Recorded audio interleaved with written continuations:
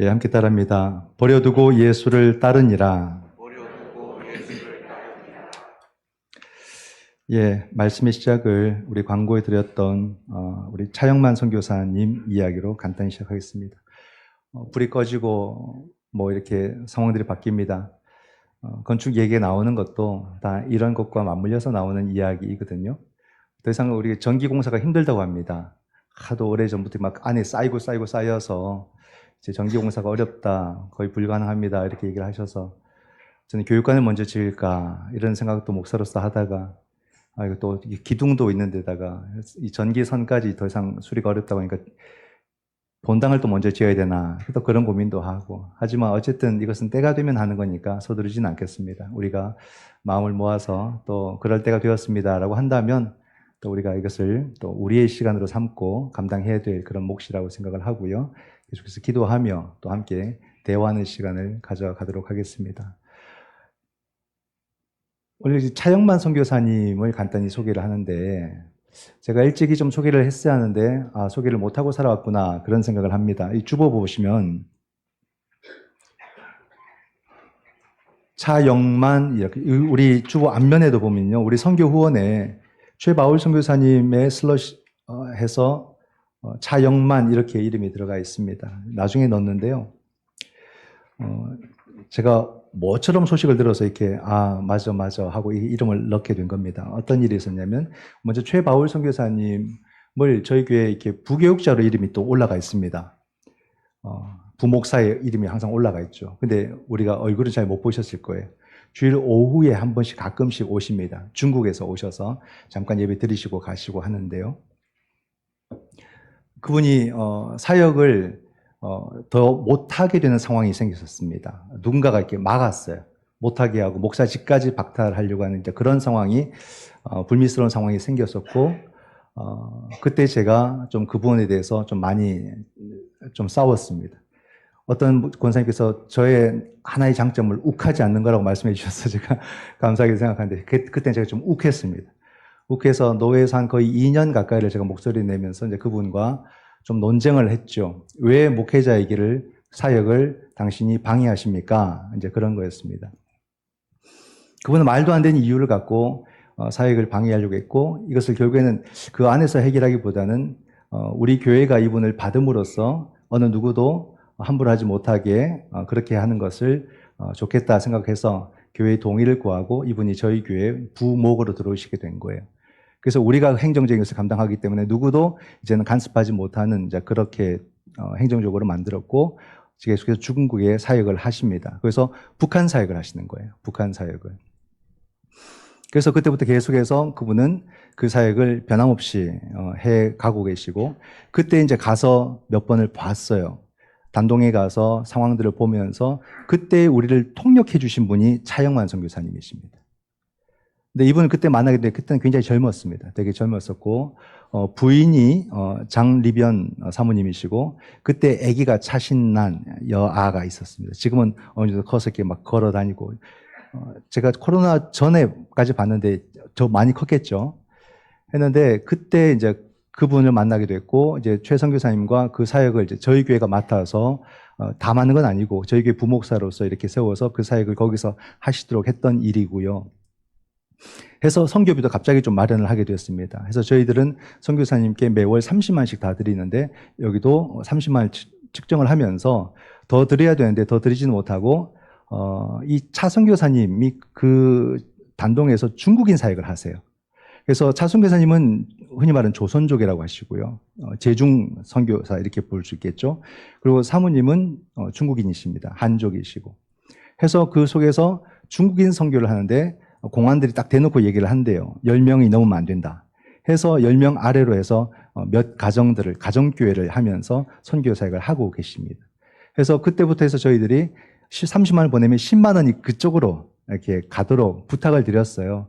그래서 최 선교사님이 꾸준히 보니까 2018년부터 시작을 했고 지금까지 계속 해오고 계셨다는 거죠.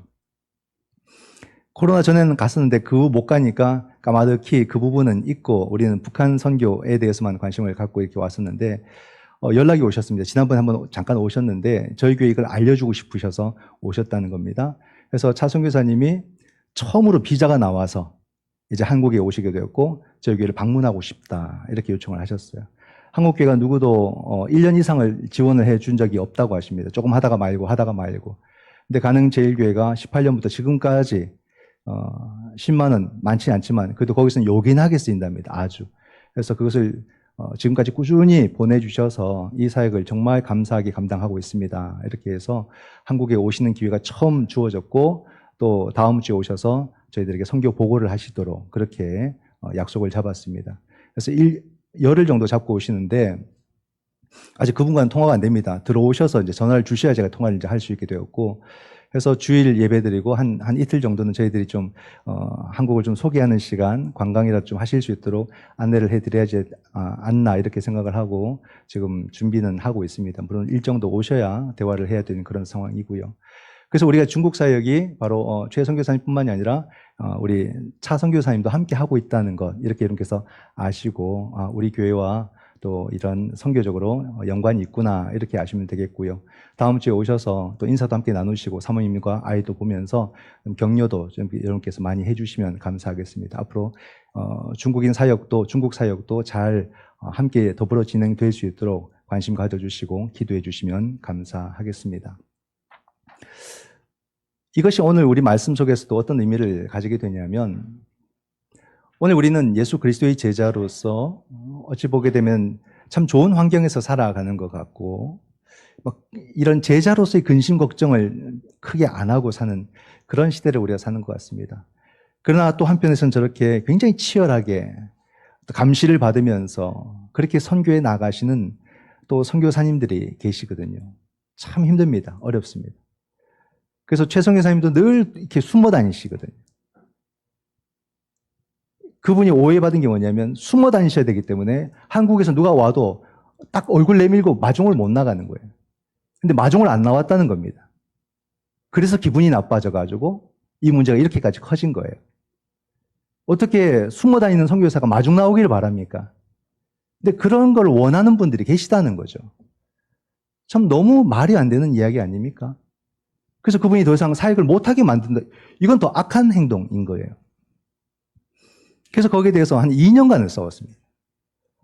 하다가 그렇게 그냥 해소는 될 수 있었지만은 이 문제가 더 커지지 않게 하기 위해서 앞으로도 이 사역이 지속되기 위해서 또 가능제일교회가 감사하게 또 그분을 받아서 우리와 함께 또 이 사역을 계속해서 진행해 가실 수 있도록 이런 길이 또 만들어진 거죠. 이것도 하나님의 섭리 가운데서 또 우리에게 허락하신 그런 몫이다 이렇게 생각을 하고 제가 할 수 있는 것, 우리가 할 수 있는 것은 그분을 행정적으로 노예에 계속해서 문제가 없도록 우리가 소리를 넣고 도와드리는 것이고 나중에 그 모든 사역을 끝까지 그냥 편안하게 하실 수 있도록 그렇게 해드리는 것이 또 우리가 할 그런 책임이다 이런 생각이 듭니다. 우린 여기서 살아가고 우리의 책임을 하지만은 또 굉장히 목숨을 걸고 또 사역을 하시는 그분들과 우리가 또 이어져서 또 그분들의 사역에 관심을 갖고 또 우리가 또 다시 깨어서 그 사역들 가운데 이런저런 모습을 함께 참여한다는 것은 굉장히 의미가 있다고 보고 또 그 모습을 통해서 그분들도 사역을 해가지만 그 모습을 통해 오늘 우리가 다시 깨어나는 거듭나는 그런 모습도 우리가 함께 가지게 되는 더 큰 장점을 우리가 얻는 것이 아닌가. 그런 분들을 알지 못했다면 오늘 우리는 굉장히 우리가 그냥 만족하고 또는 이 안에서 변화 없이 살아가는 또 그런 모습이 더 커질 수도 있는 것인데 이렇게 치열하게 제자의 삶을 살아가는 사람들이 곳곳에 있고 그들과 함께 우리가 연결고리가 생겼을 때에 우리를 돌아보게 되는 또 그런 은혜의 시간이 무엇과도 바꿀 수 없는 그런 귀한 시간이다 그런 생각이 듭니다. 그래서 오늘 우리의 삶은 과연 예수 그리스도의 제자로서의 오늘 이 모든 주어진 것들을 바르게 잘 바라보고 또 우리가 그것을 잘 사용하면서 살아가고 있느냐라는 거죠. 이런 모습을 통해서 내가 제자구나라는 것을 다시 깨닫고 우리의 정체성을 다시 회복하고 그럼으로써 우리가 다시 이 시대 가운데 정말 눈이 반짝반짝 그렇게 빛나는 그리고 우리의 지친 몸을 다시 일으켜 세우는 그러므로 내 자리에서 내가 무엇을 감당할지를 찾아가는 그런 제자가 되어야 한다는 것이죠. 오늘의 말씀이 바로 그런 제자의 정체성을 되찾아가는 그런 말씀이다라고 할 수가 있습니다. 오늘 말씀은요, 주님이 첫 제자, 예수님의 12제자 중에 그 첫 제자들을 만나는 장면이 오늘 본문에서 나오는데 그들을 만났던 곳이 게네사렛 호숫가입니다. 게네사렛 호숫가라고 하는 것은 우리가 잘 아는 갈릴리 호수를 말합니다. 이 갈릴리 호수가 구약에서는 게네사렛 호수로 많이 불리었고요. 신약에서도 불리지만 전체적으로는 갈릴리 호수라고 부르는 것이 맞고 그 갈릴리 호수 주변의 마을에 따라서 이름이 달리 불리어지는 그런 경우가 있는 겁니다. 게네사렛 호수 이렇게 부르는 것도 그렇고 또는 뭐 디베랴 바닷가라고 하는 것도 그 지역에서 바라보는 갈릴리 호수를 그렇게 그 이름을 따서 그렇게 불렀던 거죠. 하지만 전체로는 이스라엘 가장 북쪽에 있는 갈릴리 호수입니다. 그 지역에서 주님께서 복음을 전하셨고 첫 제자들을 거기서 만나시는 거예요. 하루는 주님께서 게네사렛 호숫가 앞에서 시몬을 만나십니다. 시몬이 하루 종일 밤새도록 일을 하고 이제 그물을 씻는 장면에서 주님이 오셔서 그 배를 좀 타시고 앞에서 그 해안가에 나온 백성들에게 말씀을 전하시기 위한 그런 장면이 보여지는 거죠. 주님이 이 시몬을 만나시는데 이 시몬은 초면은 아니에요. 오늘 보면 앞에 있는 4장에 보게 되면은 시몬의 장모의 열병을 주님께서 고쳐주시는 그런 장면이 있습니다. 주님을 잘 아시는 거죠. 그래서 주님은 시몬에게 배를 청하고 그 배를 띄워서 백성들에게 말씀을 전하셨어요. 그리고 말씀을 전하신 이후에 주님께서 어떤 행동을 하시냐면 이 시몬에게 저 깊은 데 가서 다시 그물을 던져라 이렇게 이야기를 하신 겁니다. 말씀을 전하시는 것까지는 굉장히 은혜롭고 자연스러운데 이 시몬에게 배를 띄워서 깊은 데 가서 그물을 내려라 이건 이제 어색한 거예요. 이게 어색한데 어떤 어색함이냐면 약간 기분이 안 좋은 어색함. 그런 거죠. 제가 여기서 말씀을 전하면 여러분께서는 뭐 어쨌든 아멘 받으십니다. 근데 제가 여러분들이 하시는 일들, 자신의 그 전문적인 그런 분야가 있지 않습니까? 거기에 대해서 제가 이렇게 저렇게 이야기하면 왜 이렇게 이야기하시지? 그렇게 받지 않겠습니까? 그런 것은 약간 기분 안 좋게 받아들이는 거죠. 이건 내 일인데? 내가 여기 전문인데? 뭘 그렇게 아셔서 얘기를 하실까? 뭐 이런 생각 하지 않겠습니까? 약간 기분이 안 좋아지는 거예요. 그런 분위기가 아니겠습니까? 그럼 베드로, 이 시몬은 뭐라 말하겠습니까? 말씀은 참 은혜롭게 잘 들었습니다. 하지만 이 일은 제가 알아서 하겠습니다. 이렇게 하는 것이 일반적인 상황이라는 거예요. 우리 또한 그렇게 이야기를 할 겁니다. 그런데 시몬이 다르게 행동했다. 이걸 말해주고 있습니다.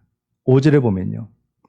시몬이 대답하여 이르되 선생님 우리들이 밤이 새도록 수고하였으되 잡은 것이 없지만은 말씀에 의지하여 내가 그물을 내리리이다 하고 다시 보세요. 우리들이 밤이 새도록 수고하였으되 잡은 것이 없지만은 말씀에 의지하여 내가 그물을 내리리이다 라고 말합니다. 이 시몬은 예수님에 대한 신뢰가 굉장히 깊었다 이렇게 볼 수가 있습니다. 그래서 주님의 그 말씀을 이상하게 받아들이지 않고 주님의 말씀을 따르겠다. 그렇게 이야기를 해요. 즉, 말씀을 받는 것이 말씀 따로, 내 일 따로가 아니라 말씀을 받는 것이 내 삶까지 들어왔다는 말입니다. 들어왔기 때문에 주님의 말씀을 곡해하지 않고 또 그 말씀을 따라서 내 전문적인 분야를 또 했다는 그런 모습처럼 보인다는 거예요. 근데 우리가 시몬의 그런 태도도 있지만은 시몬의 이 고백을 먼저 한번 봐야 될 것 같아요. 뭐라 말합니까? 밤이 새도록 수고했을 때 잡은 것이 없습니다. 이렇게 말합니다. 이것은 지금 이 상황에 대한 시몬의 고백이기도 하겠지만은 시몬의 삶에 대한 고백처럼 들린다는 말이에요. 성경에서 밤은 인생의 어둠의 시간을 밤으로 표현합니다. 우리는 아침에서 저녁이라는 시간의 흐름으로 보지만은 성경은 밤에서 아침으로 보거든요. 밤이 지나고 아침이 되니. 성경 항상 그렇게 표현합니다. 그 밤의 시간은 우리가 너무 견디기 어려운 시간이에요. 힘든 시간이에요. 그래서 파수꾼은 속히 아침이 오기를 간절히 그 밤에 기다리는 사람들이에요. 그 밤의 시간은 너무나도 어려운 역경의 시간들을 밤으로 표현하는 겁니다. 내가 배운 것이 어부의 일이고 이걸 통해서 가족들을 먹여 살리고 지금까지 내가 왔습니다만 돌아보면 아무것도 남는 게 없습니다. 그렇게 고백하고 있는 시몬의 모습인 거죠. 열심히 내가 할 줄 아는 걸 갖고 막 노력은 했지만 이렇게 남는 것이 없으니 허탈합니다. 참 어떻게 해야 될지를 모르겠습니다. 앞으로도 난 이 일을 하고 살아야 되는데 이를 통해서 내가 제대로 내 인생을 살 수 있을지 모르겠습니다. 그런 고백을 한다는 거예요. 여러분, 우리는 어떤 인생을 살기를 원하십니까? 나름의 계획을 세우는데 다 다르겠지만 모아보면 비슷할 거예요. 어떤 인생입니까? 경제적 자유를 빨리 이루고 싶고, 그리고 건강하게 살고 싶고, 또 자녀들이 안정되고 잘 되는 것, 그걸 원하는 모습이겠죠. 여러 가지 모습을 모아보면 이 큰 덩어리로 이렇게 그려질 겁니다. 그래서 경제적으로 자유하고 건강하게 살고 자녀들이 잘 되고, 이건 소박한 꿈이 아니에요. 이건 어마어마한 꿈입니다. 이렇게 살면 세상에서 성공한 거예요. 이렇게 살기가 쉽지 않습니다. 근데 우리는 이것을 뭐 큰 욕심 안 부리고 이 정도 꿈을 꿉니다만, 우리 삶이란 게 만만치 않습니다. 이거 하나 이루면 저게 무너지고, 또 저걸 이렇게 해석하면 또 이게 무너지고, 이게 우리 인생 아니에요? 참 그래요. 뭐 하나가 왜 온전하게 내게 주어지지 않을까? 늘 불확실하고, 늘 첩첩산중이고, 이제 닿다 싶은데 또 딴 문제가 생기고, 그런 거예요. 돈이 좀 여유가 생기니까 건강에 문제 생기고, 건강도 괜찮아지는데 막 관계가 이상하게 문제가 생기고, 또 다 괜찮다 싶은데 내 마음이 막 이제는 너무 답답하고 힘들어서 어떤 것도 보기도 싫고, 다양한 문제들로 인해서 내 삶을 자꾸 불안하게 만들고 힘들게 만드는 거예요. 그러니까 우리가 바라는 것은 어느 정도 경제적인 문제 해결되고, 건강 해결되고, 자녀 이렇게 말하지만 결국 내가 고백하는 것은 내가 시몬의 고백을 하고 있는 게 아닐까? 내가 정말로 최선을 다해서 열심히 살아왔는데 내게 남은 게 없고 거둔 게 없는, 혹시 내가 또 이런 고백을 앞으로 하게 되지 않을까? 그런 염려와 불안이 내 삶 속에 있는 거죠. 더 가지고 덜 가지고의 그런 각자의 지금 차이는 있겠지만 앞으로 내가 이런 고백을 하게 되지 않을까, 그런 염려로 우리는 살아간다는 겁니다. 참 인생이 쉽지 않다는 것을 우리가 경험하고 생각하게 됩니다. 아, 이게 내 고백이구나. 이 시몬의 이 고백이 나의 고백이구나. 그런 게 느껴집니다. 또 앞으로 내가 이 고백을 더 하면 어떡하지? 그런 불안함도 내게는 있습니다. 근데 시몬 한번 보세요. 주님의 말씀을 따랐어요. 근데 놀라운 일이 생깁니다. 고기가 엄청 잡혔어요. 밤새도록 단 한 마리도 못 잡았는데, 주님 말씀대로 나가서 그물을 어쨌든 내렸는데, 내릴 때만 해도 저는 큰 기대 안 했다고 생각해요. 자기가 전문가 아닙니까? 근데 알지 못하시는 주님은 목수일은 좀 하셨어도 고기 잡는 일을 안 하셨잖아요. 그러니까 어쨌든 주님 말씀이니까 내가 하도 말씀 좋고 또 주님과 관계가 좋으니까 따라야지 하고 그냥 했지만 그런 기대는 안 했을 것 같아요. 근데 그물을 내렸는데 혼자서 그걸 감당할 수 없으니까 다른 사람들을 불러서 그 그물을 올렸는데 두 배가 가득 차고 두 배가 가라앉을 정도까지 이런 일이 벌어진 거예요. 자, 그러면 여러분 이건 우리말로는 대박입니다. 우리 인생에 정말로 우리가 한번 꼭 만나고 싶은 그 대박이라는 단어가 여기서 쓰이는 거예요.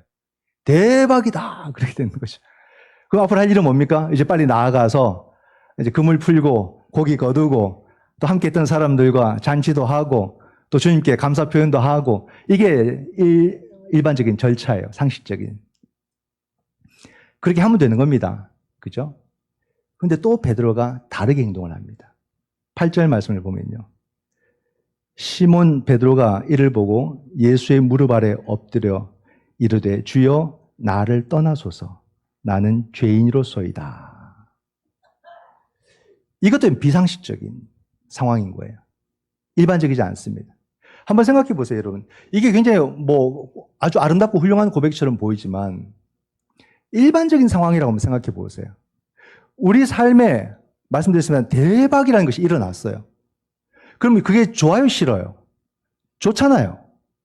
그러면 그것을 내게 허락하신 그분과 멀어지는 것이 맞습니까? 가까워지는 것이 맞습니까? 가까워지는 게 맞잖아요.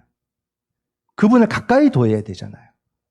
그래서 바라기는 그분을 통해서 앞으로도 계속해서 이와 같은 일들이 더 일어나면 좋기를 바라는 것이 우리들의 그런 마음 아니겠습니까? 인지상정.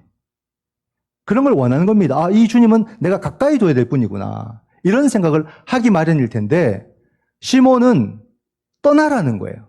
내가 죄인입니다. 나를 떠나소서. 그렇게 이야기를 합니다. 왜 그랬을까요? 왜 그랬을까? 그 이유를 9절과 10절이 말씀해 주는데요. 제가 참고 본문으로는 주지 않았지만 제가 한번 보겠습니다. 이렇게 시작합니다. 시몬이 고백하고 난 뒤에 9절에 이는 이렇게 나옵니다. 이는 자기 및 자기와 함께 있는 모든 사람이 고기 잡힌 것으로 말미암아 놀라고 세베대의 아들로서 시몬의 동업자인 야고보와 요한도 놀랐습니다. 시몬이 이렇게 고백한 이유가 뭐냐면 고기가 많이 잡혀서 놀랐기 때문이다. 시몬도 놀라고 야고보도 놀라고 요한도 놀랐기 때문이다 라고 말합니다. 이 놀람이 뭐냐는 거예요. 놀람이 고기의 숫자가 아니었어요, 여러분. 그 고기가 많이 잡힌 것을 보고 놀람은 뭐냐면 이렇게 고기 많이 잡힌 거 보고 꼭 고기를 들었다는 말이에요. 이걸 행하신 저분이 누구지? 이런 주님을 새롭게 경험하는 놀람이라는 말입니다. 어떻게 이런 지난밤에 한 마리도 못 잡은 것이 어찌 보면 더 큰 반전과 충격을 주는 그런 일이었을 거예요. 이 고기 자체의 마음이 안 가고 이제 그분이 놀라운 거예요. 주님을 새롭게 경험하니까 거기서 어떤 경험이 다시 일어나냐면 그분을 통해서 내가 비춰지는 거예요. 지금 이 일을 행하신 그분 앞에 서 있는 내가 발가벗긴 느낌이라는 거예요. 내가 죄인이라는 것을 비로소 깨닫게 되는 거예요. 그분 앞에 있는 내가 얼마나 작은 자인가를 알게 되는 거예요. 그러니 나는 죄인으로서이다. 나를 떠나소서. 이 고백이 자연스럽게 나오는 거죠. 이게 맞습니다. 이렇게 이어지는 거예요. 시몬의 이 고백은 엉뚱하지 않습니다. 주님을 새롭게 만나고 그분이 누구인지 알게 되면 우리는 똑같은 고백을 하게 돼요. 나를 떠나소서. 나는 죄인입니다. 그런 고백이죠. 그물이 찢어질 정도로 많은 고기가 잡혔다는 것을 다시 한번 생각해 보세요. 이 상황 속에서 시몬 베드로가 느꼈던 그 마음을 한번 생각해 보세요. 이제부터 내가 뭔가 더 구할 필요가 없구나. 뭔가 내게 더 필요한 것이 없다. 더 채워야 될 것이 없다는 것을 그 순간에 체험하게 됩니다. 이게 바로 충만한 은혜라는 거예요. 충만한 은혜. 그리스도가 주시는 은혜가 주는 그 충만이라는 것을 알게 되면요. 우리에게 어떤 것이 다가오냐면 이제 자유라는 것이 주어져요. 자유. 평안. 그리고 안식. 이게 그 은총이 주는 놀라운 변화라는 말이에요. 열심히 지금까지 내가 이 업을 가지고 막 해왔지만 내 삶을 채워주지 못했어요. 그래서 이걸 또 해야 되고 저것도 해야 되고 뭔가를 더 붙잡아야 되고 더 가져야 되나 늘 그 불안한 마음 속에서 살아왔는데 오늘 이 현상을 보고 그냥 놀라버리고 그냥 더 이상 내게 바랄 것이 없다라고 하는 그 충만이 확 밀려 들어오니까 자기 삶에 지금까지 경험해보지 못했던 그 자유함, 평안, 안식 이게 내 온 정신을, 내 영혼을 완전히 사로잡아 버리는 거예요. 이런 경험이 일어나는 겁니다. 이게 뭘 말하냐면요. 오늘 우리는 이 21세기를 살아가는 우리는 어쩌면 과거의 우리 선조들보다도 훨씬 좋은 시대를 살고 훨씬 많은 것을 누리지만 그만큼 우리의 아픔과 고통과 괴로움도 훨씬 많다고 봐요. 더 복잡해지게 되고 더 빨리 변하는 이 시대 속에서의 그 불안감, 염려, 또 생겨난 환경 파괴로 말미암는 여러 가지 질병들, 고통들, 아픔들, 괴로움들 이게 우리를 온통 사로잡는 거죠. 내가 뭘 가진들 거기서 나를 자유하게 해주지 않는 거예요. 늘 괴로워요, 아파요, 힘들어요. 난 병자가 아닌데 자꾸 막 몸이 막 아프다는 느낌이 매일매일 같이 있고 정말로 모든 것이 나를 짓누른다는 그런 느낌 속에서 우리 삶에 정말 너무 힘든 시간들을 보내고 이러면 우리의 치료를 적극적으로 받으셔야 돼요. 약도 먹고 병원도 다니고 상담도 받고 해야 됩니다. 그러나 이런 근본적인 것을 우리가 항상 생각해야 되는데 우리는 항상 하나님을 생각하셔야 돼요. 오직 하나님이 나를 온전히 나를 치유하시는 분이시다. 이 믿음과 이 고백은 반드시 가지셔야 됩니다. 오늘 시몬 베드로가 어떻게 치유받게 되냐면 충만한 은혜를 경험하게 될 때 비로소 자기 삶에 자유라는 게 있구나. 평안이라는 게 있구나. 안식이라는 게 있구나. 만족이라는 게 있구나. 감사가 있구나. 이걸 통해서 치유를 경험하는 거예요. 자기 삶의 그 밤의 시간들을 고백했던 남은 것이 없는 정말로 힘들고 어렵고 불안한 자기 삶이 주님의 이 놀라운 은혜로 인해서 내가 치유받을 수 있구나. 이걸 체험한 거예요. 한 실존이, 한 존재가 주 안에서 고침받고 치유받고 체험받는다는 게 뭔지가 정말 이 누가 이야기해 주지 않아도 그 일로 인해서 다 설명이 되고 다 해석이 되는 거죠. 이런 은혜, 그런 은혜를 경험하니 이런 고백을 드릴 수밖에 없죠. 그것도 부끄럽게 드리는 게 아닙니다. 주님 앞에서. 그 주님 앞에서 내가 죄인입니다. 이 고백을 하는 겁니다. 여러분, 내가 죄인이라는 이 고백을 이상하게 생각하지 마세요. 이걸 불편하게 여기는 분들이 계세요. 뭘 자꾸 죄인이라고 말합니까? 이렇게 이야기하는 분들도 가끔씩 있으시거든요. 젊은 사람들은 더 이해하지 못할 거예요. 자꾸 내가 죄를 짓는 것도 아닌데 왜 자꾸 교회는 자꾸 막 죄의식을 심어주는 건가? 막 이런 이야기를 합니다. 그런 생각은 이 죄를 사회적 관점에서 보기 때문에 그러는 거예요. 근데 성경이 말하는 우리의 신앙 안에서 이 죄가 뭔지를 우리가 본다면은 정말 나를 스스로 죄인이라고 고백을 할 겁니다. 이 시몬처럼 내가 주님을 만나는 그 경험 속에서, 그죠? 그 주님 앞에서 발가벗겨진 내 모습을 발견하게 될 때, 정말로 내 자신이 다른 것으로 표현할 수 없는 죄인이라는 사실을 우리는 만나게 되고 고백하게 되고, 그러나 그것이 나를 부끄럽게 해서 나를 절망으로 넘어지게 만드시는 것이 아니라 그 주님의 경험은 나를 충만으로 이끌어주시는 은혜가 된다는 말입니다. 더 무언가를 붙들어야 된다는 그런 절박함과 간절함에 매달리는 것이 아니라 그냥 그 충만함이라는 것을, 내 삶의 자유와 내 삶의 평안과 내 삶의 안식과 내 삶의 감사와 만족이 있도록 주님께서 나를 초대해 주시는 거죠. 그 문을 여는 거예요. 이게 주님을 만나는 사건입니다. 이게 참 놀랍습니다. 그러니까 이 시몬도 그자 있던 야고보도 요한도 다 놀라요. 그 주님 만난 경우 통해서 막 좋아가지고 막 이게 아니에요. 주님께서 뭐라 말씀하시냐면 무서워하지 말라 그랬어요. 그들은 주님을 만난 사건을 통해서 영적인 그 두려움에 확 밀려온 거예요. 이분이 누구신가? 이랬던 거죠. 물고기가 아니라는 말입니다. 주님께서 그러니까 무서워하지 말라 이렇게 말씀을 하시고 너희가 이제 후로는 사람을 취하리라 이렇게 말씀을 하십니다. 주님께서 그렇게 말씀하실 때에 그들이 어떻게 반응을 했냐면 11절의 모습이 나옵니다. 우리 11절을 함께 읽어볼까요? 그들이 베드로를 육지에 대고 모든 것을 버려두고 예수를 따르니라. 예. 그죠? 오늘 이 사건의 중심에는 물고기가 아니었던 거예요. 이제 물고기를 팔든지 잔치를 하든지 해야 되잖아요. 어떻게 말합니까? 그들이 배를 육지에 대고 다 버려두고 예수를 따르니라. 따름이 나온 거예요, 따름이. 혼자라면 모르지만 여러분 이때부터 베드로가 나오고요. 이때부터 그 야고보가 나오고요. 이때부터 요한이 나와요. 즉 그들은 즉흥적인 사람이 아니라는 겁니다. 그들이 같이 함께 이런 행동을 했다는 것은 뭐냐면 이런 은혜의 시간들이 쌓여왔던 거예요.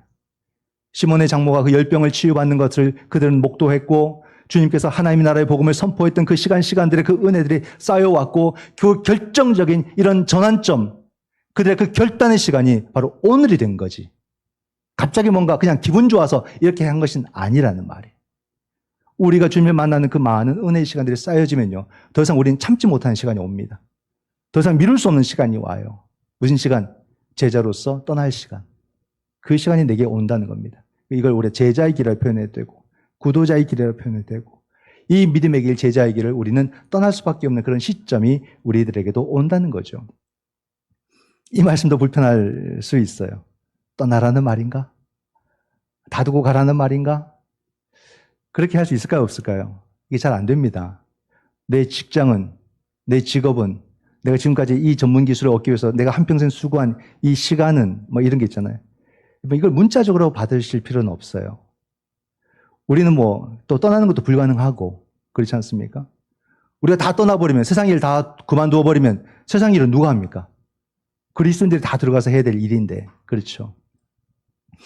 2000년 교회 역사 속에서 보면 진짜 이렇게 성직자로나 또는 수도사로나 무슨 출가하는 그런 사람보다도 대다수의 사람들은 자기 자리에서 그리스도를 섬기는 사람들이었어요. 그러니까 문자적으로 꼭 받을 필요는 없죠. 그러나 여러분 우리가 알아야 되는 것은 뭐냐면 본질은 같다 이 말이에요. 따라합니다. 본질은 같다. 좀 더 쉽게 말하면 오늘 여기 앉아있는 우리나 저기 중국에서 정말로 공안들의 그 감시를 받아가면서 복음을 전하는 그 선교사님들이나 아니면 그 북한에 어떻게든 복음을 전하기 위해서 지금도 압록강을 바라보면서 그렇게 자기가 해야 될 일은 뭔지를 날마다 기도하는 그분들이나 나나 본질은 같다 이 말이에요. 여러분. 삶의 터전은 달라도 우리의 본질은 같다 이 말입니다. 그렇기 때문에 우리는 우리의 삶은 다 모두가 그리스도의 제자로 살아가기 때문에 우리는 우리 삶의 방향성은 똑같아야 되는 거예요. 본질은 같기 때문에 방향성이 같아야죠. 방향성을 놓치지 말자 이 말입니다. 우리가 아무리 좋은 시대를 살고 아무리 좋은 환경을 살아도 나는 그리스도의 제자로서 내가 가야 될 방향이 있다. 이걸 놓치면 안 된다 이 말입니다. 이게 참 중요하다는 말이에요. 그래야지만 어떤 환경을 살아가도 똑같은 제자의 삶을 살아갈 수가 있는 거예요. 그들이 모든 것을 버려두고 예수를 따랐다라는 말, 무엇을 배울 수 있습니까? 자세를 배울 수 있는 거예요. 자세. 무슨 자세냐고요. 우린 열심히 돈을 벌잖아요. 다 저보단 더 버셨을 거예요. 그러니까 여러분 더 힘들어요. 뭐가 더 힘드냐면 내가 뭘 벌었든지 뭘 가졌든지 그것을 내가 두고 떠날 수 있느냐 이 말이에요. 떠날 수 있어야 된다는 말이에요. 버려두고 떠날 수 있어야 된다는 말이에요. 더 많이 가질수록 이것이 어렵겠죠. 그러나 내가 그리스도인이고 예수 그리스도의 제자라면 내가 무엇을 가졌든지 그게 소중해요. 하지만 그것을 버려두고 떠날 수 있는 그런 용기가 있는 사람이 되어야 되고 그런 결단을 할 수 있는 사람이 되어야 된다 이 말입니다. 물질뿐이겠습니까? 내가 사랑하는 사람들을 저는 이 문제가 저는 더 힘들 수 있겠죠. 내가 사랑하는 사람들이 너무 많아요? 그럼 그 사랑하는 사람들과 함께 우리가 그렇게 살아가지만 그들조차도 우리가 버려두고 떠날 수 있느냐 이 말입니다. 우리는 그런 영성이 있느냐 그걸 묻는 거예요. 여기서 시몬은 내가 죄인입니다. 나를 떠나소서라고 말했지만 주님께서 우리를 향해서 버려두고 떠나라 하면 떠날 수 있겠느냐 이 말입니다. 이걸 할 수 있어야 된다는 말이에요. 이렇게 할 수 있는 사람이야말로 무엇을 가졌든지 그것을 바르게 사용할 수 있는 힘이 생깁니다. 그렇지 않겠어요? 도리어 내가 가진 것에 막 내가 묶여가지고 같이 막 빠져 죽으려는 그런 사람들 말고 주께서 내게 무엇을 허락해 주셨든지 내가 무엇을 누리고 살든지 그 모든 것을 버려두고 떠날 수 있는 그 사람이야말로 그 모든 것을 바르게 사용할 수 있는 제자로 살아갈 수 있다 이 말이에요. 그 힘이 그렇게 길러지는 거죠. 환경의 노예, 사람의 노예, 물질의 노예로 살아가는 것이 아니라 그 모든 것을 그리스도의 제자로서 내가 도구적으로 쓸 수 있는 사람인가? 그거 아니겠습니까? 가만히 생각해보면 나는 아무것도 버리고 떠날 수 없는 사람으로 살아왔던 거예요. 막 저 선교사님들만 대단하다 그랬고 부러워만 했고 나는 그럴 사람 아니다. 이렇게 난 생각하고 살아왔다 이 말입니다. 아니라는 말이에요. 우리 각자가 다 어디에 내놓더라도 그렇게 살아가야 돼요. 우리 원치 않아도 그런 경우가 내게 생기지 않습니까? 내가 법을 제대로 못 어기면 집에 빨간 딱지 붙어요. 그럼 아무리 내가 좋아해도 그건 날 떠나야 되는 것들이 되는 거예요. 그런 경우가 있지 않습니까? 그죠? 내 실수로 내가 잃어버리게 되는, 보내야 되는 것들도 얼마나 많아요. 그때 막 가슴이 찢어지죠. 그게 아니라 내가 자의적으로 내 것을 떠나 보낼 수 있는 그런 영성을 내가 가진 사람인가라는 거예요. 내가 할 수 있을까? 너무 염려하지 마세요. 시몬도 야고보도 요한도 자기 기질로 한 것이 아니라 바로 주님이 주신 그 믿음으로 말미암아 그들은 그런 결단을 할 수 있었다. 이렇게 이야기를 합니다. 여러분, 우리에게도 충만한 은혜, 그 충만한 은혜가 우리가 그리스도를 통해서 경험하게 될 때 더 이상 미련 없어져요. 자유함을 느끼게 됩니다. 그리고 우리는 내려놓고 떠날 수 있는 그런 영성을 가지게 됨을 믿으시기 바랍니다. 올 한 해도 여러분, 우리가 정말로 충만한 은혜를 경험하시고 우리가 예수 그리스도의 그 제자의 삶으로 힘차게 떠날 수 있는 그런 믿음의 복된 한 해가 되시기를 주님의 이름으로 축원드립니다. 아멘. 기도하겠습니다.